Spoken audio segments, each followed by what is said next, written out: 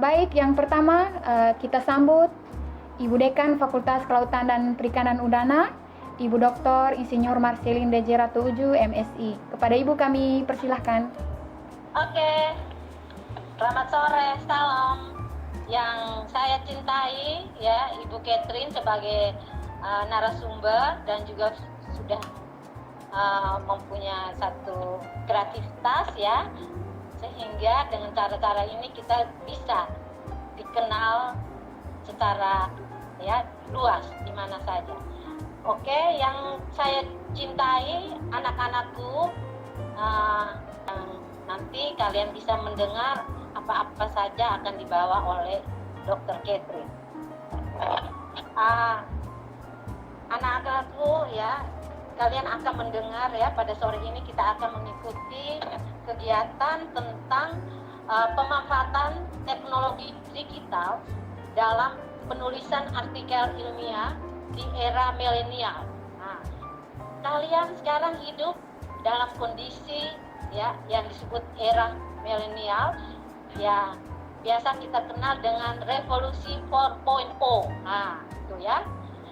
Nah, saat ini kita juga sedang menghadapi kegiatan atau kejadian yang luar biasa yang kita sebut COVID-19 ya. COVID-19 itu adalah satu virus yang bekerja sangat masif dan pandemik, sehingga semua kegiatan ya di luar rumah dibatasi. Nah, dengan istilah kita kerja dari rumah atau work from home.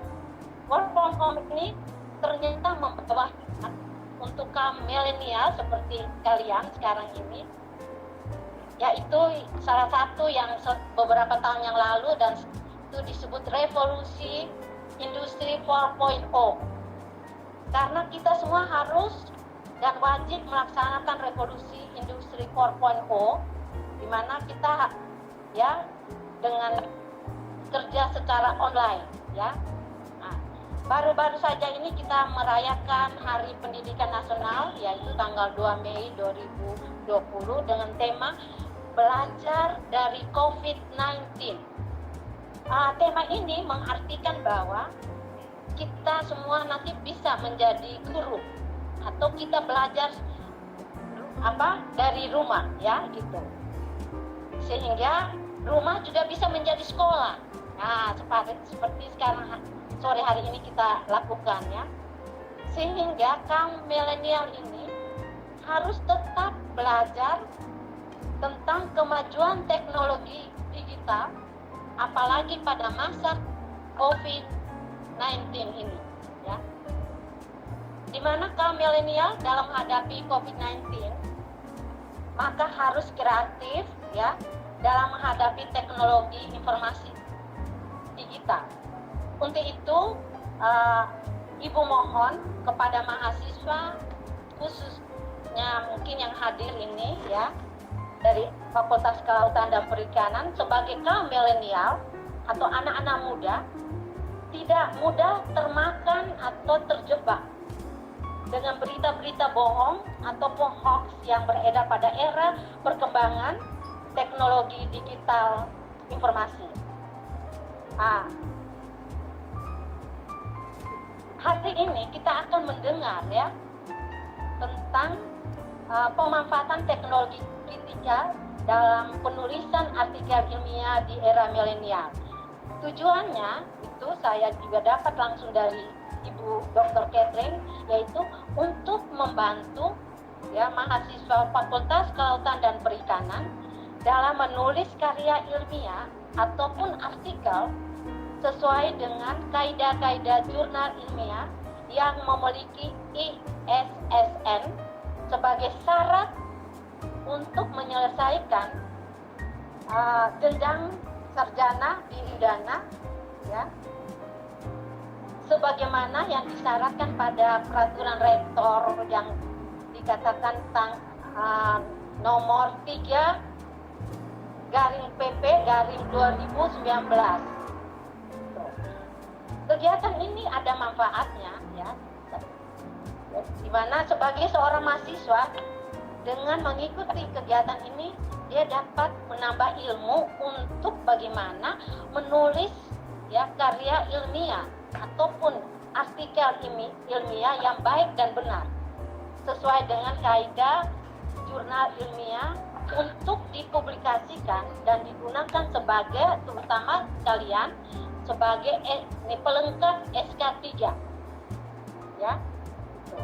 Jadi sekarang dengan kondisi yang COVID-19 kita semua bekerja secara online ya, itu otomatis kita sudah menggunakan revolusi 4.0 ya. Jadi kalian yang disebut milenial ini sudah benar-benar tetap belajar tentang kemajuan teknologi untuk ilmu pengetahuan kalian, untuk menambah pemahaman kalian ya, terutama sekarang dalam menulis jurnal ya, yang jurnal ilmiah ya, sesuai dengan kaidah-kaidah nanti ya. Dengan mengikuti kegiatan kemahasiswaan ini, yaitu pemanfaatan teknologi digital dalam penulisan artikel ilmiah, maka mahasiswa mempunyai nilai tambah ya, sehingga nantinya setelah kalian mungkin lulus ya, ataupun kalian sudah lulus dan kalian akan bekerja, terutama mungkin kalau kalian sebagai seorang guru ataupun mungkin dosen ya, otomatis tentang penulisan artikel ini otomatis kalian akan hadapi ya, seperti kami, seperti Ibu, kita harus bisa menulis artikel-artikel yang sesuai dengan kaidah-kaidah ini jurnal ilmiah, sehingga kita bisa dikenalkan di baik tingkat lokal, tingkat nasional maupun tingkat internasional. Kaidah-kaidah itu nanti dibahas oleh Ibu Catherine ya, sebagai narasumbernya ya. Sehingga Ibu sangat mengharapkan kegiatan ini sangat bagus ya.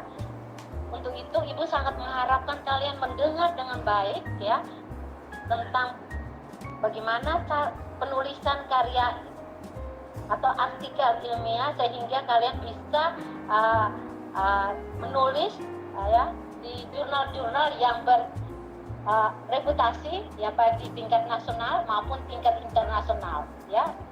Kalau sehingga kalian benar-benar nanti pada saat kalian setelah lulus sebentar lagi, mungkin ini kalian sudah semester ada semester 6, semester 8 ya, itu sudah ada pengalaman. Oh iya, kalau cara menulis karya ilmiah yang baik dan benar, oh ya ini sudah ada pemahaman kalian, sudah ada punya pengetahuan, tinggal nanti kalian menulis.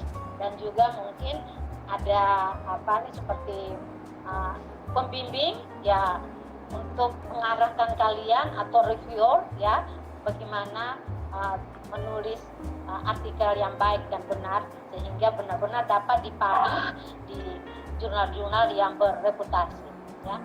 Untuk itu Ibu ucapkan selamat mengikuti kegiatan ini dengan baik, dan dengarlah dengan baik, karena kalian sekarang sudah Ibu aja yang sudah tua aja harus belajar digital, teknologi ini tidak bisa tidak.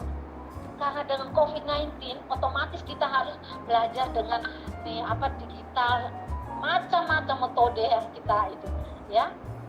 Nah, untuk itu Ibu mengucapkan banyak terima kasih, terutama untuk Ibu Catherine. Ini adalah kreatif dari Ibu Catherine sebagai seorang dosen ya, dosen yang masih muda di tempat kita, tapi beliau juga benar-benar prestasinya Ibu angkat jempol, hebat sekali beliau ya. Moga-moga kalian bisa mengikuti prestasi yang ditunjukkan oleh Ibu Catherine. Beliau masih sangat muda, tapi dari semua segi ya, Ibu lihat, Ibu sebagai seorang senior, Ibu sebagai seorang dekan, saya lihat beliau sangat benar-benar kreatif banget ya. Itu karena itu hidup dalam kondisi milenial, dalam kondisi revolusi 4.0, kita tidak bisa, harus tetap belajar ya. Kalau kita tidak belajar, kita akan ketinggalan. Orang sudah lari 1000 km ke depan, kita masih tetap berada di tempat 0 km. Nah itu ya, jadi Ibu pesan kalian tetap belajar, kalian hidup dalam kondisi era milenial, tidak bisa tidak. Teknologi digital itu adalah kehidupan kalian, ya. Jadi tidak bisa terlepas dari kehidupan kita. Kita tidak pegang 1 menit aja, tidak pegang ini HP, ya, Android ini, rasanya kita tidak dapat informasi apapun juga. Jadi ibu saja yang sudah tua, ibu tetap pegang ini, tetap ada di samping, karena tiba-tiba bunyi dengar ini informasi ini. Nah, untuk itu saya juga harus bisa belajar segala macam, apalagi kalian, ya, gitu. Memang kendala ada banyak seperti fasilitas, tapi harusnya itu bisa kita dapati, kita bisa join dan dengan cara apapun juga. Oke, itu saja. Saya ucapkan banyak terima kasih untuk Dr. Catherine, ya, yang sudah punya kreatif untuk membantu anak-anak mahasiswa, ya, dalam menulis artikel yang baik dan benar sehingga dapat diterima di jurnal-jurnal yang berreputasi. Oke, selamat bekerja, selamat mendengar, ya, dengarlah dengan baik-baik. Terima kasih, salam, sampai selamat bekerja. Oke, kita kembali lagi ke moderator. Baik Ibu, terima kasih atas sambutannya. Baik, kita lanjut di sesi berikutnya, yaitu pemaparan materi oleh Ibu Dr. Catherine Agusta Paulus MSI. Kepada Ibu kami persilahkan. Sebenarnya untuk acara ini, webinar series ini kita ada 3 series Bu Dekan. Jadi ini series pertama kita pembukaan langsung kepada aplikasi digital. Nah, seri kedua nanti Selasa depan tentang kaidah-kaidah menulis, dan seri ketiga bagaimana kiat menemukan topik dan motivasi untuk menulis ilmiah. Webinar series ini juga merupakan kegiatan pengabdian kepada masyarakat. Kebetulan inisiasinya Ibu Dekan dan saya untuk memberikan peningkatan kapasitas dalam menulis ilmiah untuk anak-anak fakultas atau mahasiswa kelautan dan perikanan. Nah, isi materi yang akan saya sampaikan, pertama saya mungkin kenapa kita perlu menulis dan kenapa penting menulis, lalu apa saja karya ilmiah itu, apa saja klasifikasi jurnal ilmiah, lalu panduan bagi seorang penulis, ya, guide for authors, dan yang terakhir adalah aplikasi teknologi digital seperti apa saja yang perlu kita download dan kita pelajari di dalam menulis karya ilmiah di era milenial ini. Dan terakhir kita akan berdiskusi melalui tanya jawab yang telah diberikan para peserta saat mendaftar. Atau mungkin setelah pemateri ini ada yang ingin bertanya, silakan pada kolom chat. Baik, yang pertama saya mulai dulu. Apa pengertian daripada menulis? Jadi menulis ini menurut Kamus Besar Bahasa Indonesia adalah membuat huruf berupa angka dan sebagainya, alfabet, dengan menggunakan pena, pensil, kapur, dan sebagainya, melahirkan pikiran atau perasaan seperti mengarang, membuat surat dengan tulisan. Nah, mengubah bunyi bahasa yang dapat didengar menjadi tanda-tanda yang dapat dilihat melalui huruf dan tanda baca, serta mengikuti kaidah atau aturan yang berlaku dalam bahasa tersebut atau ejaan.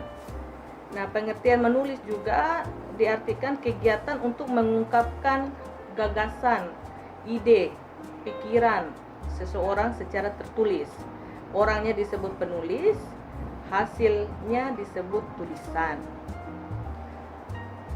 Berikutnya latar belakang. Kenapa kita penting untuk menulis ilmiah? Kenapa penting menulis ilmiah? Yang pertama, menunjukkan tingkat pemahaman dan kemampuan seseorang terhadap ilmu pengetahuan. Ini kita sudah bicara mengenai menulis ilmiah, ya, bukan hanya menulis.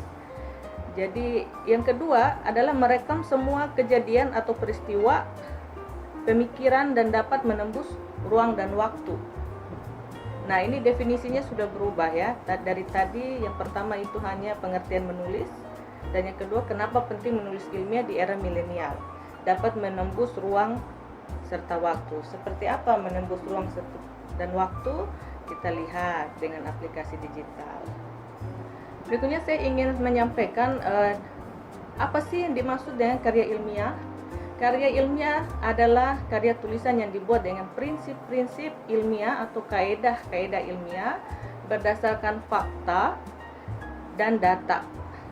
Nah, data dan fakta ini diperoleh dari observasi atau pengamatan selama di lapangan, juga eksperimen di lab atau di lapangan, beserta penelusuran pustaka atau referensi lainnya.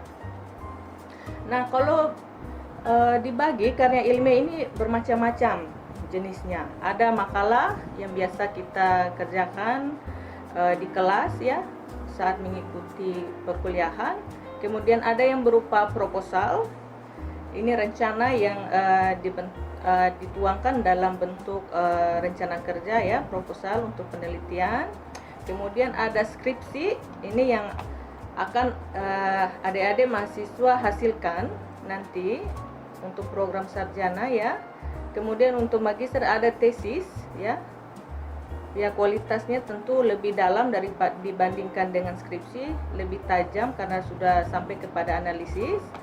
Dan ada disertasi yang dihasilkan oleh mahasiswa pasca sarjana program doktor. Nah, jenis yang lainnya adalah jurnal ilmiah. Ini yang akan kita bahas di topik hari ini ya, bagaimana menulis artikel pada jurnal ilmiah dengan aplikasi teknologi. Jadi yang dimasukkan dengan jurnal ini adalah majalah yang khusus memuat artikel dalam satu bidang ilmu tertentu gitu. Contohnya jurnal akuatik punya kita, itu khusus untuk sumber daya akuatik.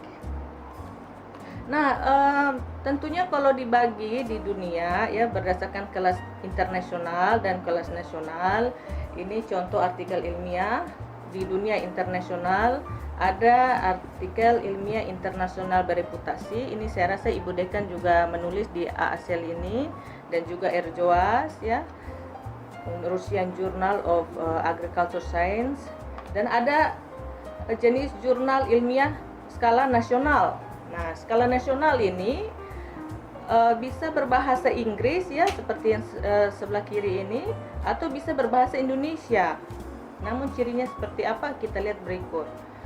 Nah, jurnal yang dinamakan jurnal internasional adalah jurnal yang berbahasa diakui oleh PBB. Saat ini bahasa internasional yang diakui oleh PBB itu ada 6. Yang pertama berbahasa Inggris ya, bahasa Inggris, kemudian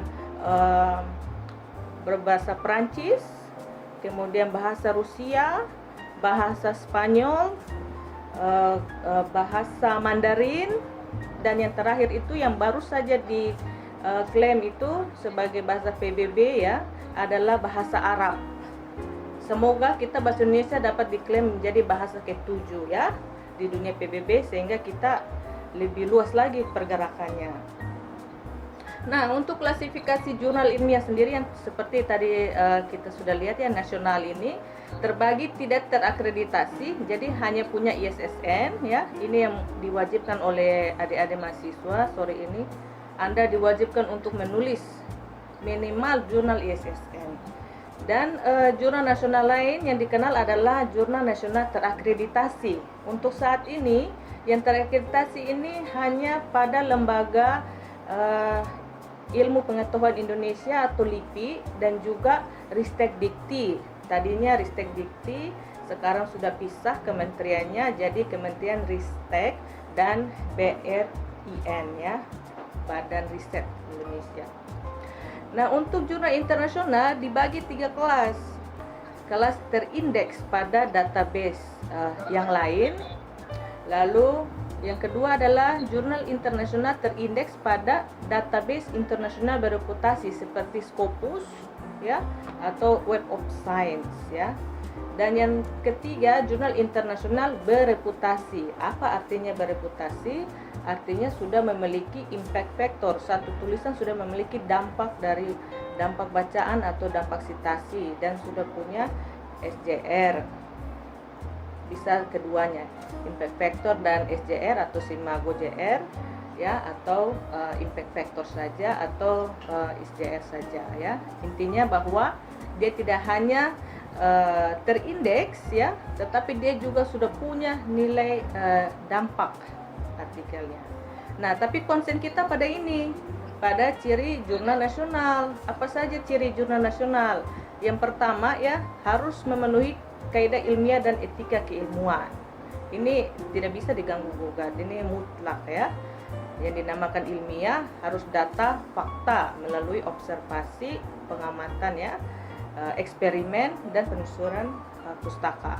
Kemudian memiliki international standard serial numbers ya, yang dinamakan jurnal internasional harus punya ISSN. Lalu terbit versi online. Jadi ada versi online. Tidak bisa zaman sekarang seperti Ibu Dekan bilang tadi, revolusi industri 4.0. Beliau selalu bawa smartphone kemana-mana karena informasi. Begitu juga dengan jurnal nasional, harus online ya. Yang keempat itu dikelola secara profesional. Jadi ada terbitan yang berkala, volume 1, seri 1, dalam 1 tahun berapa kali terbitan dan berlanjut ya. Ketersediaan, jadi diatur berdasarkan urutan yang urutan waktu dan bisa dicari di arsip ya. Kemudian ada petunjuk penulisan. Nah, ini nanti kita bahas berikutnya. Ini yang disebut dengan guide for authors ya, panduan untuk penulis ya. Lalu harus jelas identitas jurnal. Harus ada dewan editor, mitra bestarinya, siapa reviewernya. Kemudian apalagi menjadi ciri jurnal nasional adalah menampung atau mengkomunikasikan hasil-hasil penelitian ilmiah dan konsep ilmiah disiplin ilmu tertentu ya. Jadi kalau kita disiplin ilmu kelautan perikanan, tentunya kita menulis aquaponik pasti di jurnal akuatik ya, atau budidaya, mariculture, aquaculture ya. Tidak mungkin kita tulis tentang akuatik di jurnalnya hukum begitu kan ya, nggak mungkin itu pasti ditolak itu. Ciri jurnalnya hanya satu, disiplin ilmu ya. Kemudian berikutnya ada diterbitkan oleh penerbit ya, badan ilmiah, organisasi profesi atau asosiasi profesi atau perguruan tinggi. Ya, ciri yang lainnya menggunakan bahasa Indonesia atau bahasa Inggris dengan abstrak bahasa Indonesia. Jadi walaupun jurnalnya berbahasa Indonesia, tetapi ada juga sekarang karena kita sudah terakreditasi oleh Ristek ya, mereka lebih mendahulukan jurnal-jurnal walaupun skalanya nasional dengan Indonesia, bahasa Indonesia, tetapi kalau Anda memasukkan artikel berbahasa Inggris, maka wajib menyertakan abstrak dalam bahasa Indonesia dan lebih diterima. Jadi sekarang skala jurnal nasional itu kalau dia sudah berbahasa Inggris ya, levelnya cepat naik. Jadi di jurnal Indonesia itu ada level di Sinta ya, ada sekitar 6 level. Jadi kalau walaupun skalanya nasional berbahasa Indonesia, tapi Anda masukkan dia ke bahasa Inggris, dan banyak yang memasukkan artikel dalam bahasa Inggris ya, maka jurnalnya cepat naik peringkat ya ke Sinta. Berikutnya ciri jurnal harus berasal ya, minimal ya, penulis harus dari 2 institusi yang berbeda. Jadi kalau jurnal punyanya Undana, harus ada juga penulis di luar Undana gitu, minimal satu dari Brawijaya contohnya ya. Lalu ciri jurnal nasionalnya yang lain adalah dewan redaktur atau editor yang ahli di bidangnya gitu. Dan berasal minimal dari 2 institusi. Ini yang kita namakan dengan mitra bestari ya. Jadi misalnya dewan redakturnya saya sendiri dari bidang sumber daya akuatik, maka harus ada juga pendamping dari 2 institusi lainnya, misalnya dari UB atau dari IPB atau Undip, Unhas ya. Yang ini sebelah kanan ini ya, kolom ini adalah yang dimaksud dengan terindeks ya pada database lain.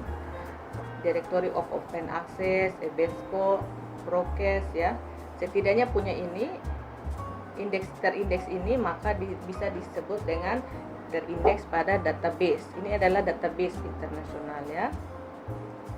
Berikutnya, seperti apa sih alur atau proses publikasi jurnal? Nah, di era revolusi 4.0, di era milenial, semua itu ketika menulis artikel ya sudah memakai yang namanya OJS, Open Journal System. Open Journal System ini adalah platform yang dikeluarkan oleh Public Knowledge Project. Jadi ketika Anda mensubmit artikel Anda, tidak lagi meng-email kepada pengelola jurnal yang terhormat, Dewan Editor Jurnal Akuatik, FKP. Tidak ada seperti itu.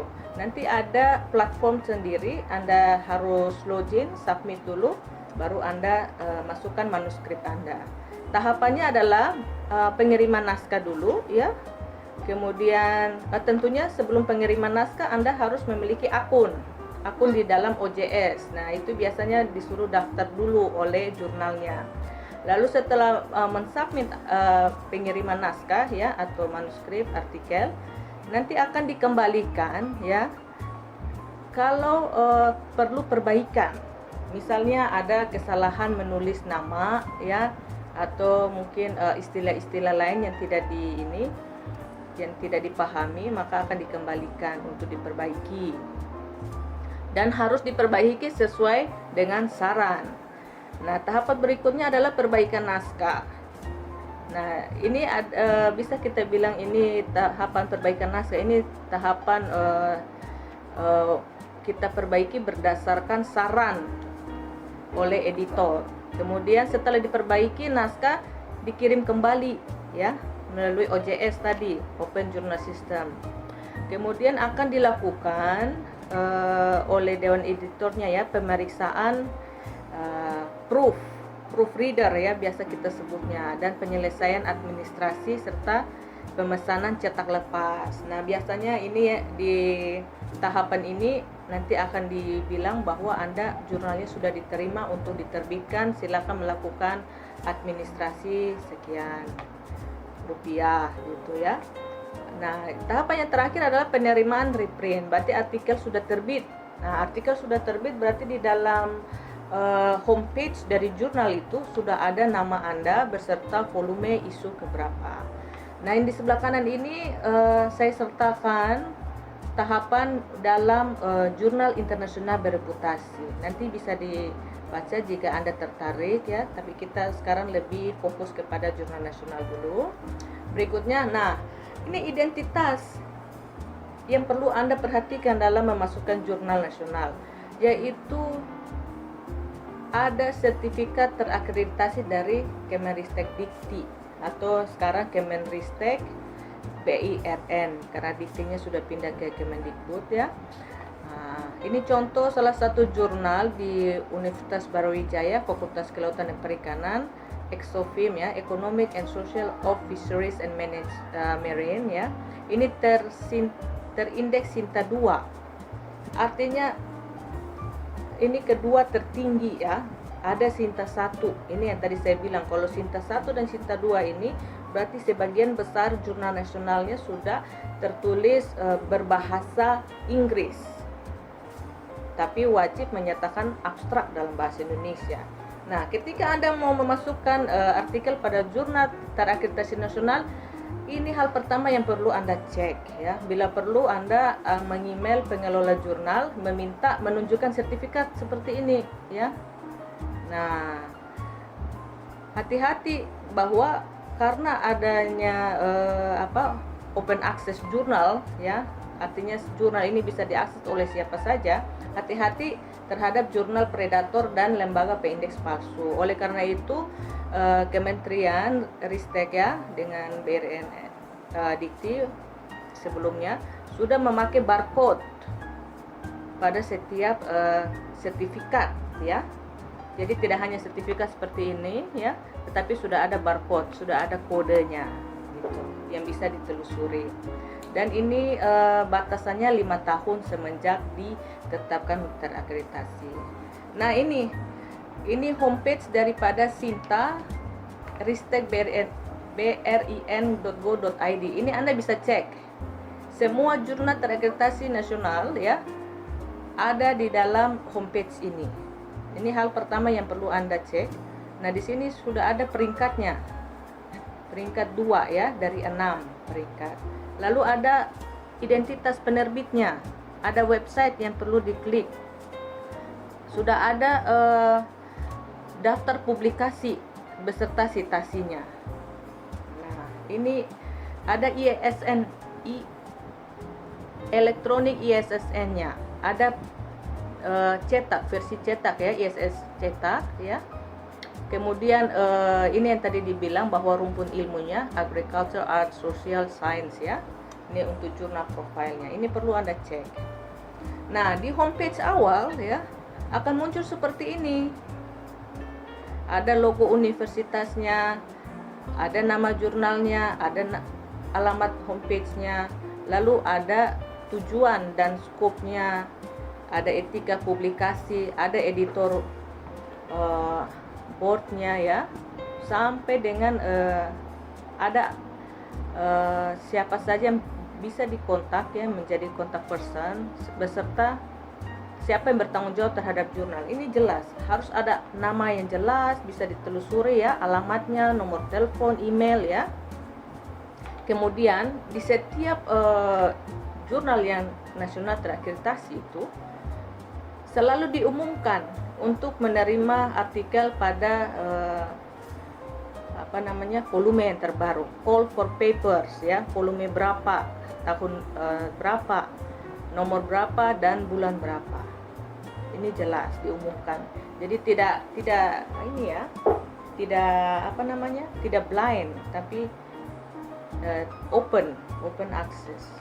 Lalu proses peer-review-nya jelas seperti apa.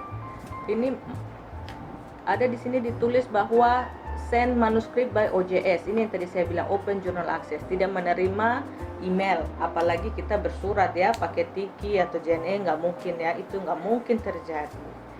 Open access policy, kebijakannya open access seperti apa, kemudian berapa yang harus dibayar, itu nanti akan jelas. Dan ini sebelah kanan terindeks Sinta, ini Crossref, Google Scholar ya, IP Indonesian Publication Index. Ini penting, ini Anda harus cek terindeks apa tidak gitu, dan ini tersitasi atau tidak. Nah, ini yang saya bilang bahwa editornya jelas. Kebetulan saya salah satu editor ya di jurnal ini ya, editor board ya, walaupun namanya kecil. Ini ada ya dari Undana juga yang mewakili ya, Katerina Paulus di sini ya, lumayan.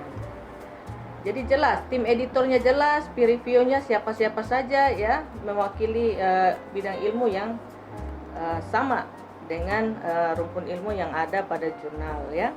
Nah, ini yang saya bilang, terbitannya itu jelas, volume 5 nomor 1 tahun 2017. Lalu sebelumnya itu ada volume 4. Bisa diklik, dibuka ya. Kemudian secara online juga kita telusuri di homepage-nya, langsung muncul nama. Ini kebetulan salah satu tulisan saya ya. Ini sudah di view tahun lalu itu sampai 191 kali. Bisa dibuka karena dia open access, berarti dia free ya, tidak berbayar ketika kita mendownload. Nah, contoh yang lain untuk internasional ini sedikit aja. Internasional terindeks ya, setidaknya terindeks pada database internasional ya, yaitu Microsoft Academic, dan bisa ditelusuri. Ini contoh dari Russian Journal of Agriculture and Social Economic Science. Ibu Dekan juga aktif menulis di jurnal ini ya. Dan apa bedanya terindeks dan bereputasi? Nah, ini bedanya. Kalau dia bereputasi berarti sudah punya impact factor atau SJR. Ini yang kita bilang ada Q3 kuartil 3. Ini contoh ya. Di AACL ini Bioflux, ini penerbitnya dari Rumania ya. Q3 impact factornya ya, SJR-nya 0,26. Di sini kita telusuri, Anda bisa telusuri di sini simagojr.com ditulis ya di sebelah kanan sini nama jurnal. Kalau ada akan keluar identitasnya seperti ini, grafik-grafiknya ya. Di sini sudah berapa dia dampak 0,26. Nah, di sini tulisannya. Di sini grafiknya ya. Kita lanjut. Ini jurnal kita. Ini PR ya, tugas bagi kalian ya. Coba identifikasi jurnal kita. Masuk klasifikasi mana? Apakah sudah ada di e-jurnal.undana.ac.id ya? Jurnal akuatik. Nah, nanti ini tugasnya nih. Ya. Untuk tidak berlama-lama. Nah, sekarang kita masuk kepada sebelum ke aplikasi digital ya. Saya terangkan sedikit dulu perbedaan penulis ilmiah zaman dulu dan zaman sekarang. Kalau zaman dulu Bapak Ibu saya waktu S1 ya masih pakai komputer, tidak pakai komputer, masih pakai mesin ketik ini loh, mesin ketik ya. Ini Bapak Ibu saya masih pakai ini. Nah, dulu tuh mesin ketik hanya satu aja fungsinya, buat mengetik huruf. Tidak bisa diperbaiki ini, harus di tip X dulu ya, di tip X, tunggu kering dulu tip X-nya, masukkan lagi, ketik lagi gitu. Sekarang Anda sudah pakai laptop, tinggal delete aja atau backscape, selesai, bisa ganti dengan huruf yang baru ya. Jadi komputer itu, kalau Anda punya komputer, jangan fungsikan dia sebagai mesin ketik yang hanya buat mengetik, tidak. Sekarang revolusi 4.0 seperti Ibu Dekan bilang, kita sudah IoT, Internet of Things. Jadi fungsi dari komputer ini bukan lagi seperti mesin ketik, tetapi sudah mencari data dan informasi ya, sudah mulai merancang karya ilmiah berdasarkan data dan fakta. Kemudian komputer juga sebagai media alat bantu untuk menyampaikan hasil penelitian atau karya ilmiah. Lalu sebagai punya fungsi juga sebagai media alat bantu menganalisis data. Jadi bukan hanya mengetik, mencari saja, tapi menganalisis data dengan data statistik ya, data-data dengan software aplikasi lainnya ya, dengan remote sensing ya, penginderaan jauh, dengan pemetaan ya. Nah, ini kalau bisa saya jelaskan sedikit ya. Jadi untuk masyarakatnya kita lihat adaptasi terhadap teknologi. Pada revolusi yang pertama ya, industrinya itu masih industri penerangan, masih yang ringan ya. Jadi masyarakatnya itu masih masyarakat yang berburu. Kemudian revolusi yang kedua sudah ke industri kimia ya. Ini sudah mulai dibangun pabrik-pabrik. Jadi ini ada di abad ke-18 ya. Masuk abad ke-20 kita sudah di society 4.0, yaitu sudah ada informasi, masyarakat informasi. Ini adalah bentuk adaptasi dari revolusi 3, revolusi industri, komputer, internet yang tadi saya jelaskan tuh. Nah, sekarang kita berada di posisi ini, posisi revolusi 4.0, digital transformation, artificial intelligence ya, robotics, internet of things, blockchain ya. Jadi big data, semua data itu tidak ada lagi di atas kertas, paperless, mengolah data sebagainya semua di cloud ya. Jadi cloud, blockchain ini, internet of things ya, artificial intelligence, robotics ya, unique user ini semacam bahasa pemrogramannya ya. Cloud, blockchain ini untuk penyimpanan datanya. Nah, adaptasi kita terhadap revolusi 4.0 adalah society 5.0 di abad 21. Nah, sekarang kita sudah di sini.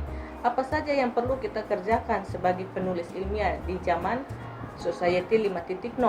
Nah, society 5.0 ini bukan apa-apa. Society 5.0 ini adalah respon kita terhadap revolusi 4.0. Bagaimana kita menggunakan semua revolusi industri yang ada, robotics, internet of things. Nah, itu respon. Jadi kalau Anda era milenial, jangan katakan milenial kalau hanya memakai komputer untuk mengetik saja ya. Itu sama aja kayak zaman Bapak Ibu saya ya. 20-30 tahun yang lalu. Nah, sebelum masuk ke aplikasi, ini yang perlu Anda perhatikan ya. Di dalam memasukkan artikel ya pada jurnal ilmiah, hal pertama yang Anda perlu lakukan adalah Anda harus menaati panduan bagi penulis. Jadi menulis karya ilmiah ini semacam kitab kalian lah. Ini yang harus dibuka dan dipelajari. Formatnya seperti apa? Judulnya tidak boleh lebih daripada 20 kata ya. Ini contoh jurnal yang ini yang dari Brawijaya ya, Fakultas Kelautan Perikanannya ya, yang Sinta 2 ya peringkatnya. Harus memiliki email, harus ada judul, pengarang ya, kata kunci, pendahuluan, material, metodenya apa, hasil, diskusi dan kesimpulan gitu. Fontnya harus Arial, jangan Anda kasih kalibri, langsung ditolak gitu ya. Ukurannya 11, jangan dikasih ukurannya 10, pasti langsung ditolak ya. Penulisnya harus ditulis alamat email dari institusi atau universitas mana, alamatnya harus jelas ya. Kemudian abstraknya tidak boleh lebih dari 200 kata. Tidak boleh ditaruh referensi di dalam abstrak. Abstrak itu harus mengandung pendahuluan ya, tujuan, metode, hasil, kesimpulan dan suggestion.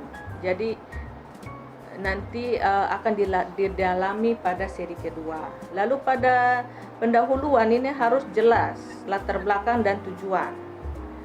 Masalah apa yang perlu dipecahkan di dalam jurnal artikel ini.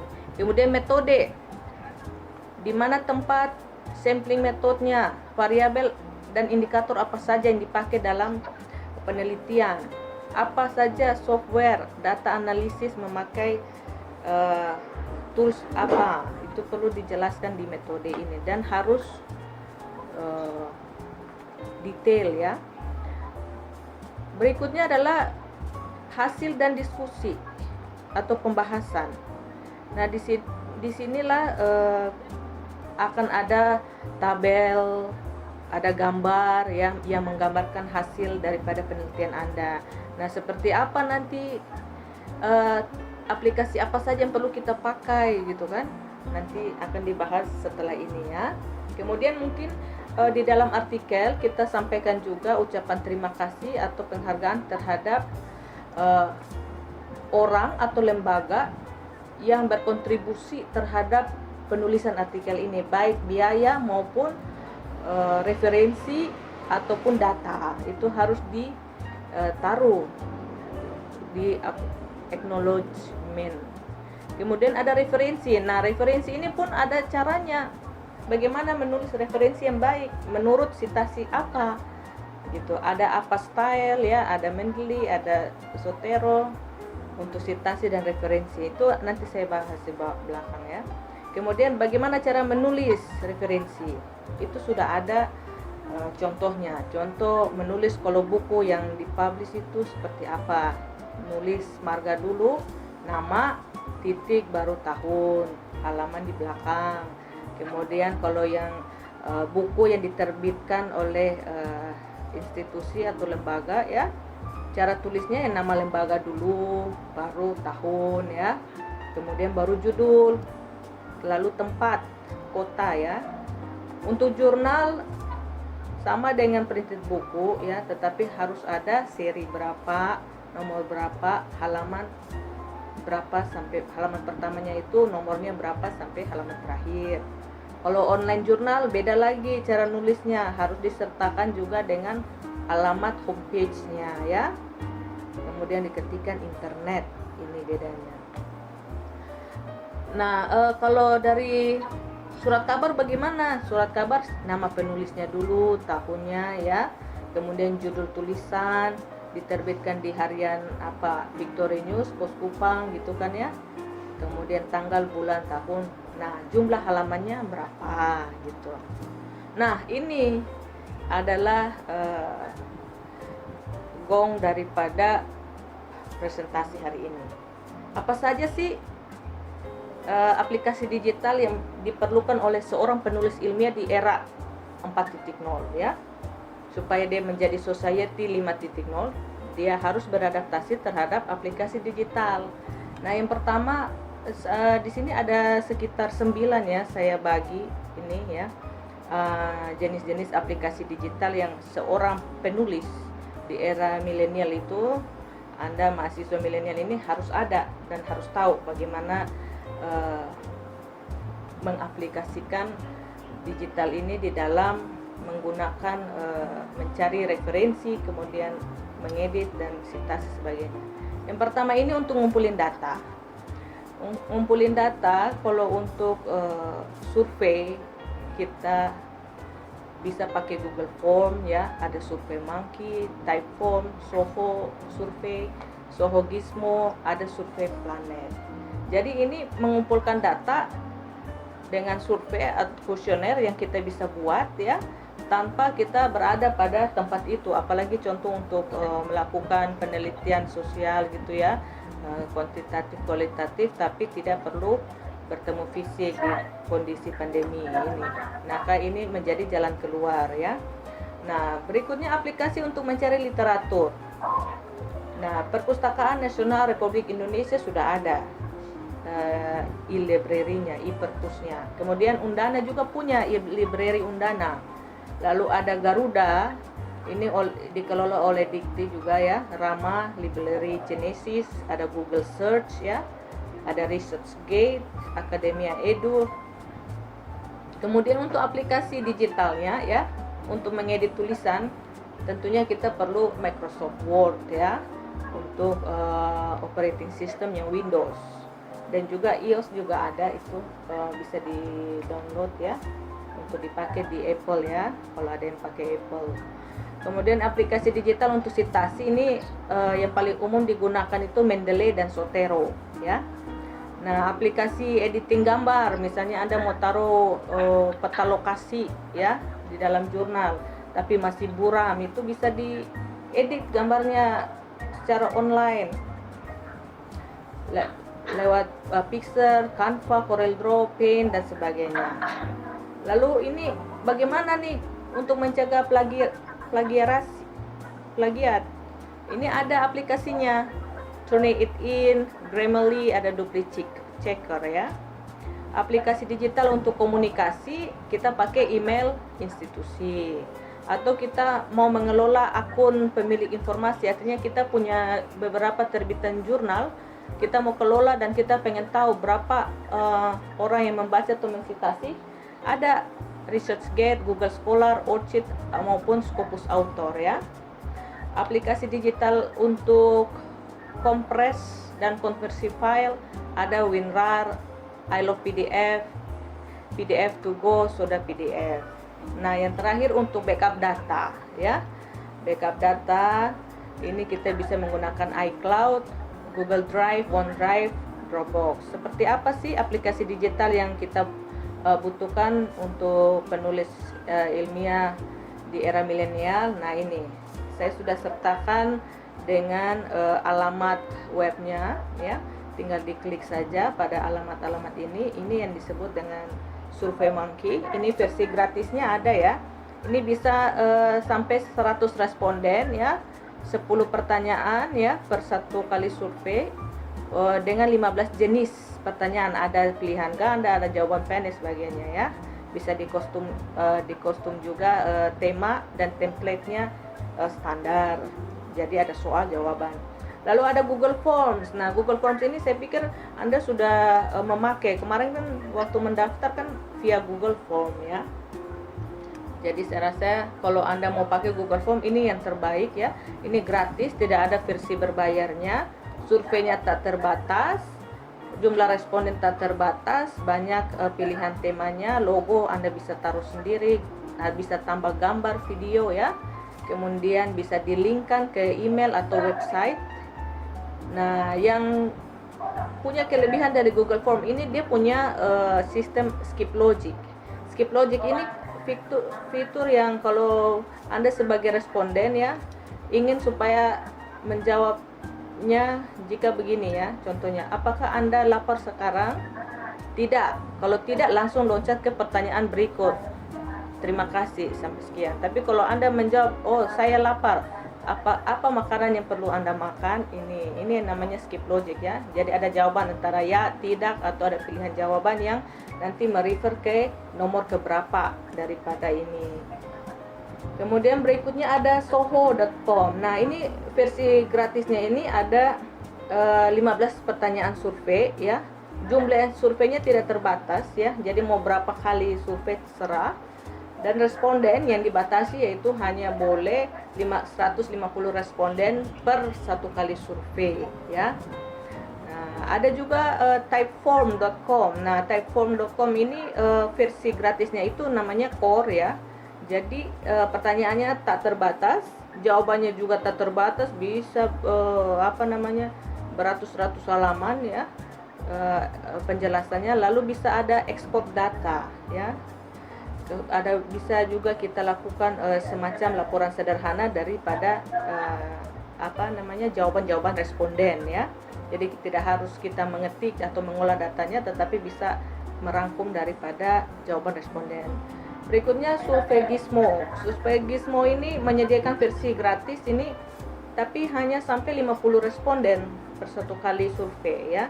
Walaupun survei dan pertanyaan tak terbatas ya, tetapi untuk satu kali survei hanya boleh 50 responden. Laporannya dasar saja berupa resume ya, ringkasan.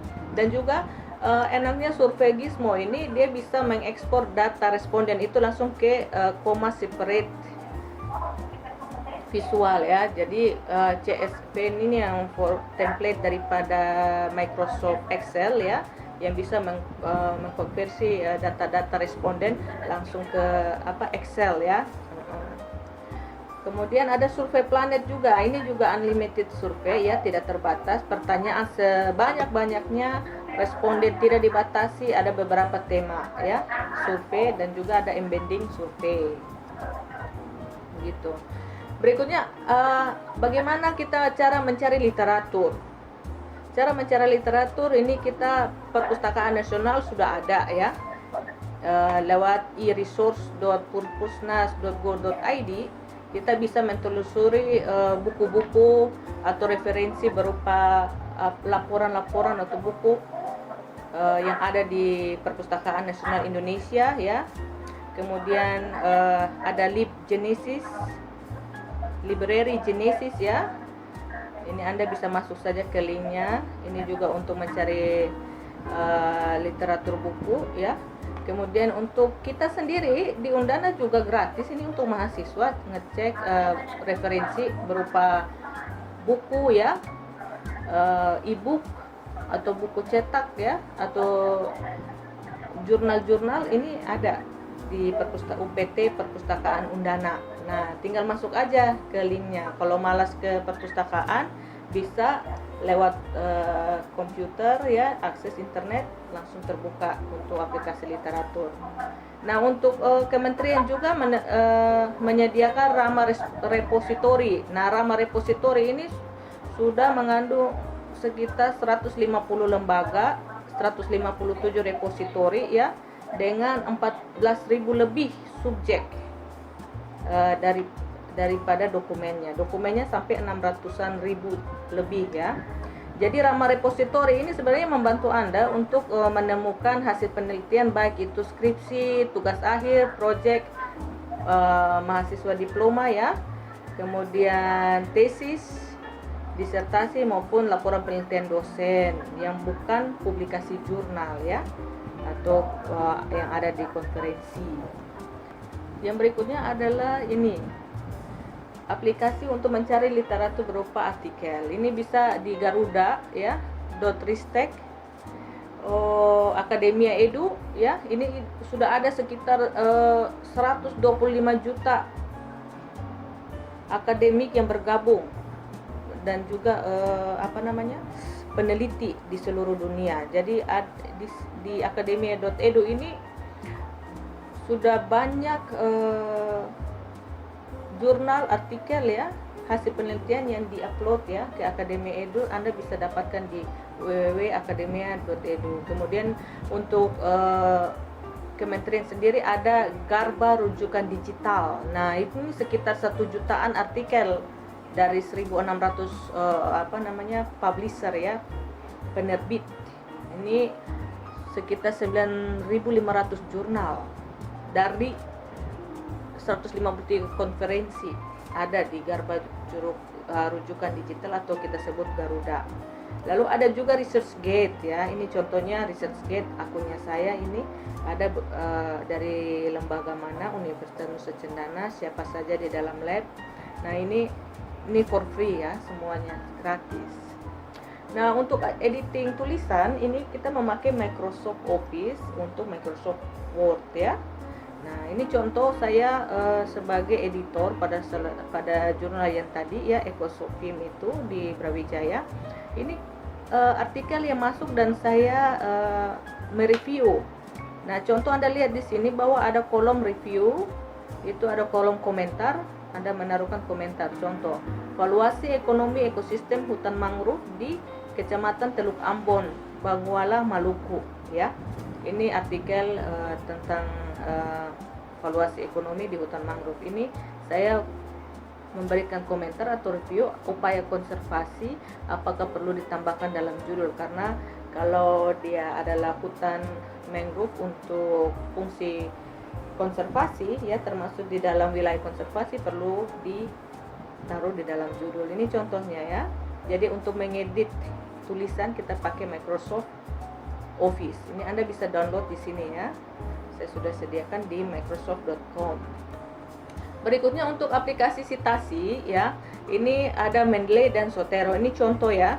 Kalau aplikasi ini Anda bisa tambahkan di dalam Google Chrome Anda ya, ataupun di Microsoft Word ya. Jadi ketika Anda menulis ya seperti ini ya. Contohnya, ketika Anda menulis jenis penelitian Kumar 2011 bisa dibuka di Mendeley itu, stylenya mau pakai Harvard Reference atau mau pakai yang apa, ini ada pilihannya ya. Kemudian langsung otomatis muncul di bagian bawah Kumar R 2011 Research Methodology a Step by Step Guide di London Sage penerbitnya. Atau mau pakai Zotero, nah ini bisa di-download di sini, zotero.org ya. Ini dia embedded, bisa langsung ke Word ya, jadi insert bibliografinya ya. Ketika tulis Society 2018 ya, atau Cancer and Society 2016, ketika kita klik insert bibliografi langsung muncul di pustakanya secara otomatis, jadi tidak manual lagi membuka referensi terus menulis sendiri ya. Ini aplikasi citasi yang Anda perlu punya sebagai penulis ilmiah. Nah, untuk aplikasi editing ada beberapa jenis. Ini saya sudah taruh dengan homepage-nya. Ini Pixlr dengan kegunaan dan juga kelebihannya. Walaupun kita ini paling sering memakai Paint ya dari Microsoft.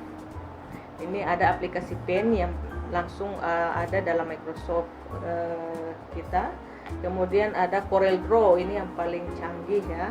Ada versi gratisnya juga di internet ya. Anda tinggal masuk ke coreldraw.com. Ini bisa mengedit foto, gambar dari foto lokasi ataupun foto selama Anda penelitian. Dan juga beberapa aplikasi gratis ini.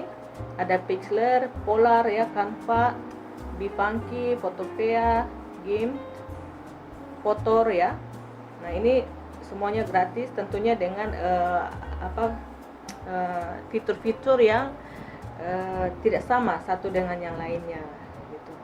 Berikutnya ini yang paling penting bagi seorang penulis adalah menghindari melakukan plagiat atau kesamaan menulis. Nah, caranya adalah Anda harus punya teknologi ini, Turnitin, Grammarly atau Duplichecker. Jadi setelah Anda menulis ya, Anda bisa mengecek tulisan Anda ini punya kemiripan berapa persen dari ketiga aplikasi ini, ataukah Anda mungkin lupa menuliskan sumber. Nah, ini melalui aplikasi mengecek tingkat kemiripan maupun plagiasi ini akan membantu Anda menghindari sebelum publikasi ya. Tapi untuk beberapa jurnal internasional bereputasi maupun terindeks, ini sudah masuk di dalam sistemnya mereka. Tapi kalau untuk jurnal nasional atau untuk supaya Anda lebih percaya diri mau publikasi, bisa masuk ke dalam homepage ini untuk mengecek ya tingkat kemiripannya. Nah, ini contoh artikel saya ya, yang saya waktu kemarin itu usulan fungsional ya, saya coba cek kemiripan di Turnitin. Nah, ketika Anda memakai Turnitin ya, ini ada resipnya atau tanda terima secara digital berupa siapa penulis yang memasukkan artikel ya, saya sendiri. Lalu judulnya apa? Judul artikelnya apa? Factors Affecting Sustainability, berapa jumlah ukurannya, berapa ukuran daripada artikelnya, 661 kilobyte ya. Halamannya ada 8, kemudian jumlah katanya ada 3.920, karakternya ada 20.000 lebih. Disubmit atau dimasukkan tanggal berapa? Nah, jelas ini tanggal, hari ya, tanggal, jam ya, dengan wilayah bagian mana. UTC plus 7 ini Jakarta ya, kita kan Indonesia bagian tengah plus 8 ya. Nah, ini submission ID-nya juga ada, jadi jelas gitu. Ketika mengecek tulisan Anda langsung ada identitas seperti ini.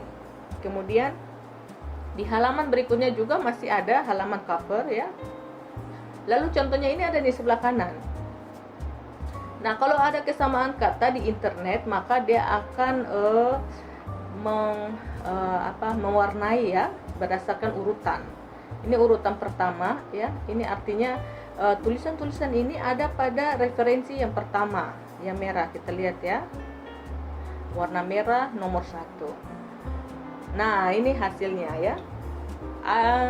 Indeks kesamaannya 23%, walaupun di dalam jurnal internasional itu harus kurang dari 30%, namun ini angka 23% ini kalau kita telusuri ini per warna tadi dan per huruf ya, sampai ada 16 referensi yang sama dalam artikel saya. Namun 17%-nya yang menduduki peringkat pertama ini datang dari jurnal.ums.ac.id. Nah, jurnal ini adalah jurnal penerbit daripada artikel saya. Jadi ini bukan plagiasi ya, tapi dia sistemnya baca sama persis dengan jurnal saya yang di artikel di penerbit UMS, karena ini jurnal diterbitkan di UMS ya. Jadi ini tidak masalah ya, dicek, tinggal kita kasih keterangan gitu. Jadi pengecekan plagiat juga dengan kesamaan itu sebenarnya tidak termasuk daftar pustaka ya. Jadi tidak termasuk daftar pustaka, hanya mulai dari judul ya sampai kepada kesimpulan. Nah, aplikasi berikut yang Anda perlu ketahui dan perlu punya ya, apalagi sebagai penulis ilmiah yang aktif atau sebagai dosen ya, atau sebagai peneliti nantinya ya setelah lulus, atau mau mulai sekarang juga bisa, karena ini semua mulai dari Anda sendiri ya, dan gratis disediakan. Jadi aplikasi komunikasi selama Anda menulis artikel ilmiah diusahakan mempunyai email institusi. Ini contoh saya ambil ya, punya saya ini ada @undana.ac.id ya. Kalau dari mahasiswa ini saya lihat beberapa mahasiswa sudah dikasih juga email institusinya @student.undana.ac.id. Ini ada di email address di e-learning ya. Kemudian ada akun ResearchGate, ada orchid.org, ada scopus.com ya. Yang minimal Anda perlu punya adalah Google Scholar atau Google Cendekia. Ini penting sekali, karena di akun Google Cendekia ini Anda akan melihat seberapa banyak orang mensitasi artikel Anda ya, pada tahun berapa bisa dicek ya. Kemudian co-author atau penulis pendampingnya bisa disertakan di dalam akun Google Cendekia ini. Misalnya dosen 1 siapa, dosen 2 siapa, lalu Anda yang punya akun. Nah, ini emailnya, ini email institusi, verified email @undana.ac.id ya. Disitasi dari 37 tulisan ya. 37 tulisan ternyata sudah disitasi, minta maaf ya, ini sudah 39 tulisan disitasi 37 ya, dari tahun 2015. High indeksnya sudah 4 gitu. Nah, waktunya sudah ini ya, sebentar ya, tinggal sedikit lagi ya, mohon maaf ya. Nah, untuk dosen ini akunnya ada Sistem Indeksasi dan Sitasi Indonesia ya, ada Scopusnya Google Scholar, ada bukunya sudah berapa, lalu hakinya ya, hak intelektual ya, kemudian penelitiannya berapa, ini ada. Kalau Anda dosen nantinya akan memiliki akun pengelola informasi Anda sendiri. Nah, untuk berikutnya aplikasi kompres dan konversi file. Nah, ini yang paling penting. Kalau terlalu besar filenya juga akan berpengaruh terhadap ketika Anda mengupload ya. Kemudian untuk mengkompres atau mengkonversi file ya, Anda bisa pakai ini iLove PDF, PDF to go ya, atau Soda PDF. Nah, yang terakhir ini aplikasi backup data. Sudah begitu banyak Anda lakukan survei, mengedit, kemudian menganalisis ya, sudah mengupload juga ke OJS ya, tapi ternyata memori laptop Anda atau hard disk Anda full. Nah, ini salah satu jalan keluarnya, ini disediakan oleh platform digital itu for free ya, jadi gratis. Ini ada Google Drive, ada Dropbox ya, ada OneDrive, dan ada iCloud bagi yang pengguna Apple ya. Nah, sekian saja dari saya. Terima kasih atas waktu. Mohon maaf ini waktunya saya ambil terlalu banyak ini ya. Saya kembalikan ke moderator ya, untuk dibawa ke acara selanjutnya.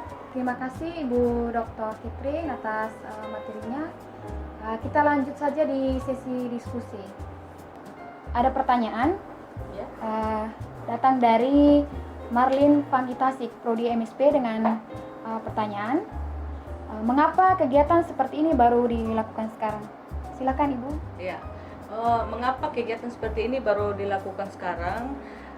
Sebenarnya ini merupakan inisiasi. Inisiasi ini karena kondisi kita saat ini, seperti yang tadi Ibu Dekan bilang, bahwa kita ini melakukan pembatasan sosial ya, kemudian kita juga work from home, Anda learning from home ya.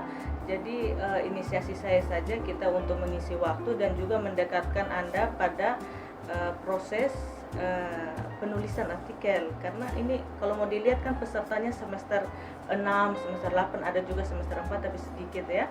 Tapi ini mahasiswa semester akhir yang memang setelah PKL, KKN langsung melakukan penelitian. Nah, tahapan terakhir itu adalah menulis artikel. Nah, ini yang inisiasi saya, dan kemudian karena banyak permintaan, jadi datang juga dari anak-anak bimbing saya itu ingin konsultasi bagaimana caranya Bu, kita kan kondisi seperti ini tidak bisa ya ke rumah juga, kan memang tidak boleh karena memang ada edaran konsultasi itu harus dilakukan di kampus begitu. Jadi untuk mengisi kekosongan ya, supaya kita juga jaraknya jangan terlalu jauh, seperti yang saya bilang tadi, kita sudah revolusi 4.0 ini kan memang kita sudah menembus ruang dan waktu gitu loh. Seperti yang kita lakukan sekarang ini kan kita menembus ruang. Saya di Oipura, mungkin mahasiswa-mahasiswa lain ada di Oisapa gitu kan. Kita menembus ruang, kemudian waktu juga ya. Jadi saya pikir jawabannya kenapa dilakukan sekarang ya karena memang banyak permintaan juga, dan apalagi prihatin dengan kondisi pandemi Covid ini ya, kita doakan supaya cepat selesai ya. Mungkin itu saja dari saya.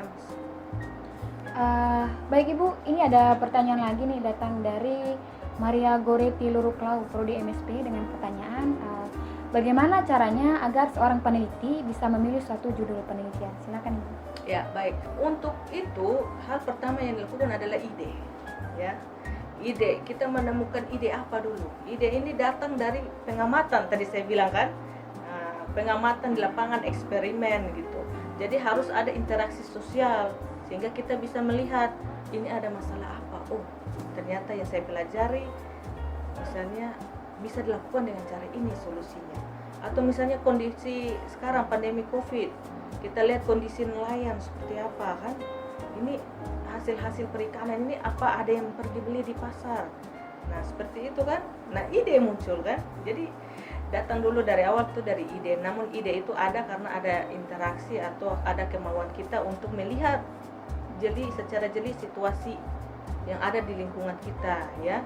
Jadi kalau untuk mau lebih tajam memperkuat ide, topik, menemukan topik bagaimana biar bisa menulis ya, itu harus ikut seri keberapa? Seri ketiga ya, itu kiat-kiat menemukan topik ya dan menulis. Yang untuk teknik penulisannya di seri 2 ya itu. Baik Ibu, ini pertanyaan lagi nih datang dari Melisa, Prodi MSP dengan pertanyaan, apakah ada kemungkinan dosen lain di FKP juga akan mengadakan seminar seperti ini? Silakan Ibu. Kalau jawabannya mungkin atau enggak, mungkin saja ya.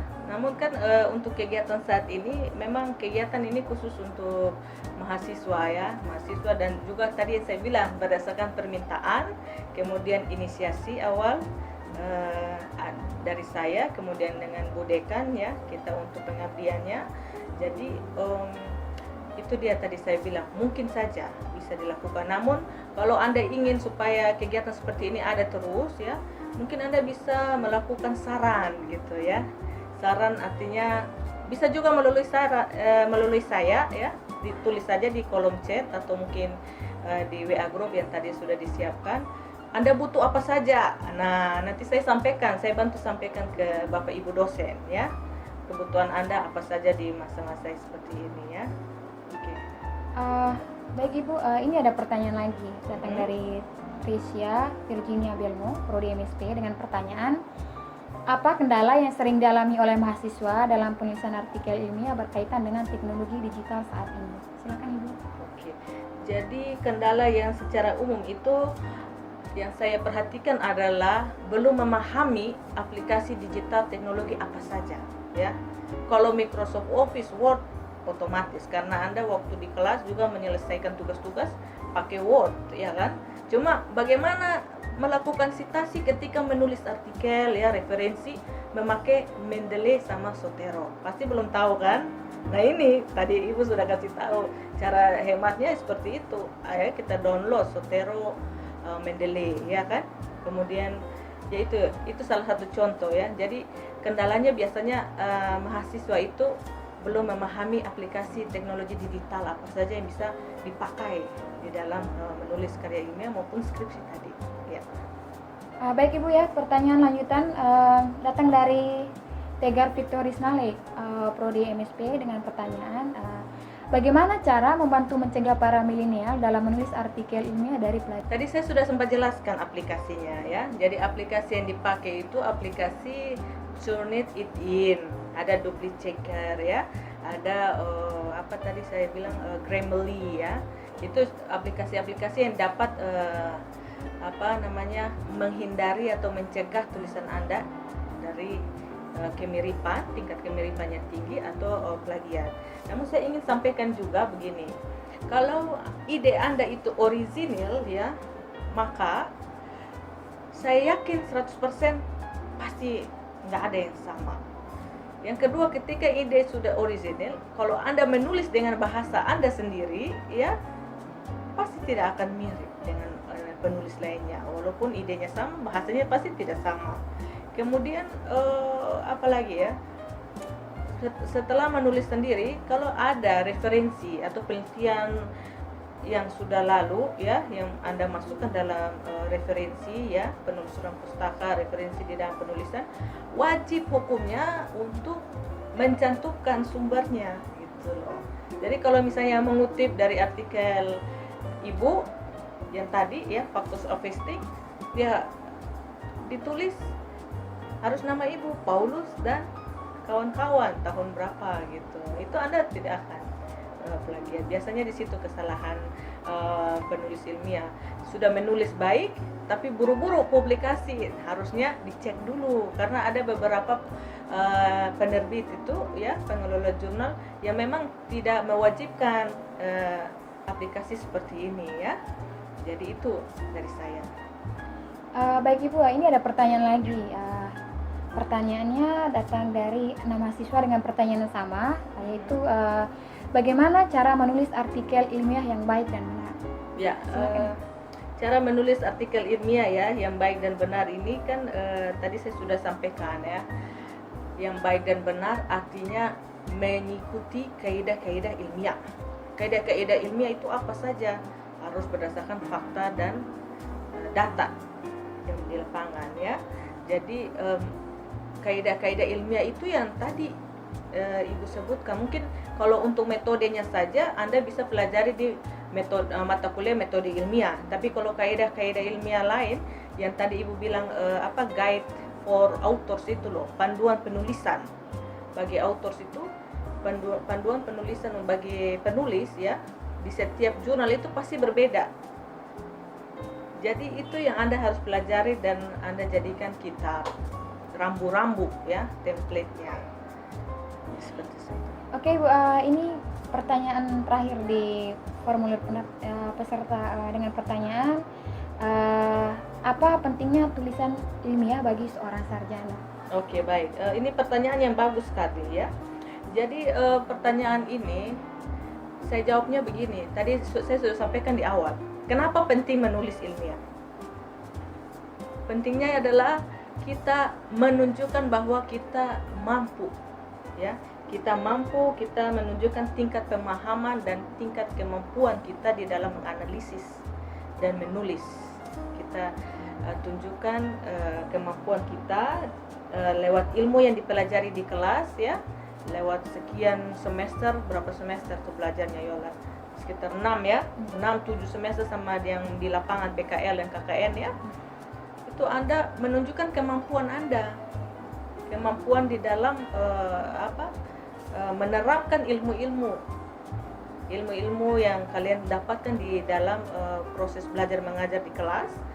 Kemudian keterampilan atau skill Anda menulis yang sesuai dengan kaidah. Jadi intinya menunjukkan tingkat pemahaman dan kemampuan dari sarjana. Jadi sarjana itu memang harus menulis skripsi, itu wajib mutlak gitu. Jadi itu nilai tambahnya menulis ilmiah ya, menunjukkan kemampuan Anda dan juga pemahaman terhadap ilmu yang dipelajari gitu. Ya. Baik Ibu, ini ada pertanyaan yang sudah muncul di kolom chat. Datang dari Esther Ruli Nomleni, ya, program studi, dengan pertanyaan apakah dalam penulisan karya ilmiah Ibu pernah mengalami kesulitan dan cara apa yang Ibu lakukan untuk mengatasinya? Silakan Ibu. Oke, baik, terima kasih. Tentunya ada kesulitan ya. Kesulitannya itu misalnya lebih sering kepada tahapan pengambilan data di lapangan. Nah, biasanya pengurusan izin di tingkat desa ya, saya pikir Yolan juga ikut ya waktu itu ya, penelitian Ibu ya. Jadi pengurusan izin, kemudian interaksi sosial dengan masyarakat ketika kita mau menggali informasi ini memang hambatan di dalam kendala ya, bukan hambatan, kendala di dalam penelitian sosial ya, adalah interaksi dengan masyarakat. Namun tentunya ada jalan keluar. Jalan keluarnya itu adalah kita mendekatkan diri dengan masyarakat, mempelajari kebiasaannya seperti apa. Kemudian kita melepaskan diri kita dari dosen, dari mahasiswa, dari Undana, tapi ikut bersama-sama dengan masyarakat sesuai dengan kebiasaan dan lingkungan mereka seperti apa. Jadi kendalanya itu pada saat pengumpulan data di lapangan atau melakukan interaksi sosial ya. Baik Ibu, ini ada pertanyaan lagi, kayaknya datang dari penanya yang sama nih. Pertanyaan yang kedua, berapa jurnal ilmiah yang Ibu sudah terbitkan dan salah satu jurnalnya itu berjudul apa? Oke, baik. Jadi ini tadi saya sudah jelaskan ya. Jadi Anda bisa mencari nama saya di Google Search itu ya. Diketik aja Katerina Augusta Paulus ya. Di situ sekitar 40-an artikel ya. Tetapi kalau jurnal Scopus ya, yang bereputasi itu ada sekitar 5 ya, internasional bereputasi, kemudian yang internasional terindeks dan juga nasional itu lebih dari 20 artikel ya, sekitar lebih dari 30, jadi total semua sekitar 40-an tadi. Jadi Anda bisa telusuri di Google Search ya, atau di ResearchGate tadi, tinggal diketik saja nama saya. Salah satu judul yang tadi saya sampaikan tadi, Factors Affecting itu untuk nasional terakreditasi Sinta 2. Tapi yang untuk yang internasional bereputasi yang tadi ada di Rumania, saya kira Ibu Dekan juga ada tulisannya di sana ya, dengan Rusia ya. Baik Ibu, terima kasih sudah menjawab semua pertanyaan dari para peserta. Para peserta semuanya, karena waktu kita sudah terbatas, maka saya langsung saja memberikan kesimpulan mengenai tema webinar kita pada sore hari ini.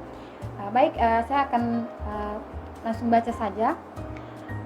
Kesimpulannya, yang pertama, bahwa menulis ilmiah itu sangat penting, yaitu untuk menunjukkan tingkat pemahaman dan kemampuan seseorang terhadap ilmu pengetahuan. Yang kedua, karya ilmiah itu seperti proposal, skripsi, ada tesis, disertasi, jurnal, dan lain sebagainya. Kemudian klasifikasi jurnal. Klasifikasi jurnal itu ada 2 macam. Satu ada tingkat nasional, yang kedua ada tingkat internasional. Kemudian teknologi digital mewajibkan kita untuk mendownload beberapa aplikasi untuk membantu kita dalam menulis karya ilmiah, seperti aplikasi untuk pengumpulan data, kemudian editing, citasi, komunikasi, dan lain sebagainya. Mungkin itu saja kesimpulan yang dapat saya sampaikan. Sebelum kita menutup acara kita pada sore hari ini, perlu saya sampaikan bahwa bagi teman-teman yang masih penasaran dan ingin tahu lebih jauh mengenai bagaimana sih teknik penulisan artikel ilmiah yang baik dan benar itu, atau bagaimana kiat menemukan topik penelitian. Nah, nanti teman-teman silahkan daftar dan bergabung lagi di webinar berikutnya ya, pada tanggal 26 Mei dan tanggal 2 Juni. Teman-teman silakan daftar dan jangan lupa bergabung. Untuk sertifikatnya nanti kami akan share ke email atau WA group. Teman-teman semuanya, terima kasih atas perhatian kita semua. Saya selaku moderator dan perwakilan panitia seminar mengucapkan terima kasih dan mohon maaf apabila ada kata yang kurang berkenan. Sampai jumpa di webinar series yang berikut. Jangan lupa ya teman-teman daftar dan ikut bergabung.